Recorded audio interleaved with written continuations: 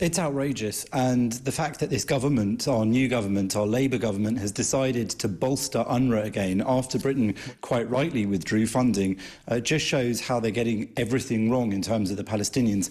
UNWRA, in fact, perpetuates the Palestinian refugee problem rather than solving it, because it inflates the numbers of Palestinian refugees by granting hereditary refugee status in perpetuity.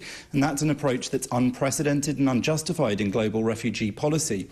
Instead of promoting resettlement or integration, it actually traps generations in a cycle of dependency, fueling conflict and obstructing peace. And that's before we even think about October the 7th, when UNWRA members, UNWRA workers, were shown and proven to have been part of those brutal terrorist attacks when Palestinian terrorists burst out of the Gaza Strip into Israel, raping, kidnapping, killing, burning people to death. The fact that UNWRA also has hosted terrorist activities within its buildings, under its buildings, shows that it's been massively compromised by terrorism in the Palestinian territories. There is, Jonathan, within this as well, there is a merging, well, this is what I see, and you're the expert. Jonathan's a journalist and broadcaster, he understands these things far better than I do.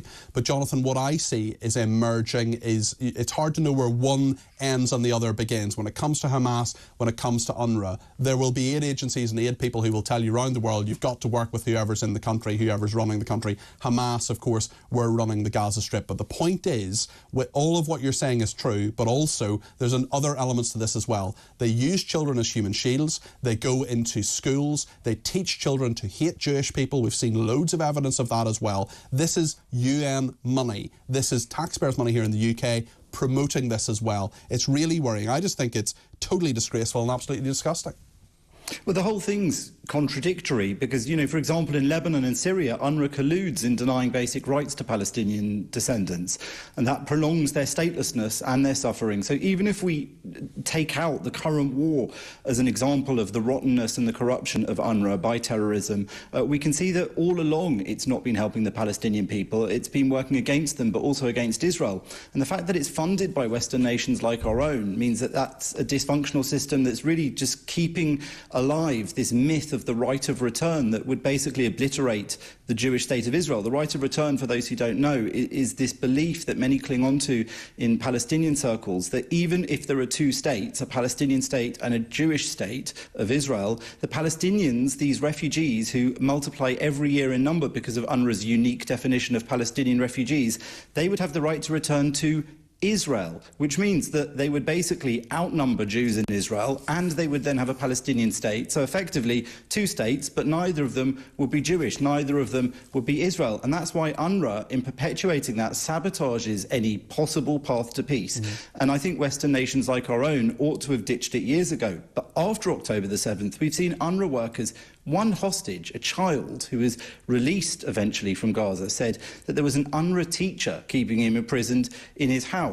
We've heard other reports. We've seen UNRWA workers dragging the corpse of an Israeli who was killed on October the 7th. We know that UNRWA workers were involved in those attacks. We know that there is crossover between UNRWA and Hamas and other Palestinian terrorist organisations. It's just unthinkable we should carry on funding them. We also know, Jonathan, that Sharon Haskell and others within parliamentarian within the Israeli Knesset have put a motion forward. It's been carried that Israel should stop UNRWA actually working within Gaza and the West Bank.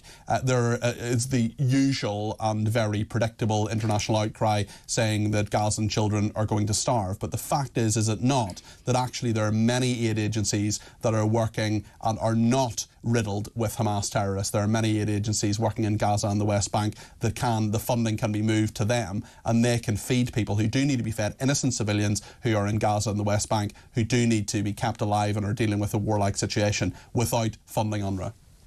Well, of course, and I think the point is, if you look even at that, at the outlawing of UNRWA within Israel, it's notable that it was carried in the Knesset, in the Israeli parliament, by a massive majority across the board. So it's not a left-right issue, it's not a Netanyahu issue. People like to make him the big bogeyman of all this and of Israeli politics. No. almost all Israeli politicians recognise that UNWRA is rotten and supporting terrorism, undermining any prospects for peace. It's an organisation that really is destroying Palestinian dignity, destroying Israel's chances of survival and destroying any chances of peace. And there are other UN agencies and bodies which could look after the needs of Palestinians. There just are. They should be encouraged and bolstered to do so, but they also need to be really careful not to use terrorist Palestinians on the ground. It's a very difficult part of this sort of activity anywhere in the world, especially in that region where terrorism and extremism is so rife. But UNWRA certainly isn't the answer. It's actually the problem. Thank you very much indeed. That's Jonathan Sacerdoti there, journalist and broadcaster.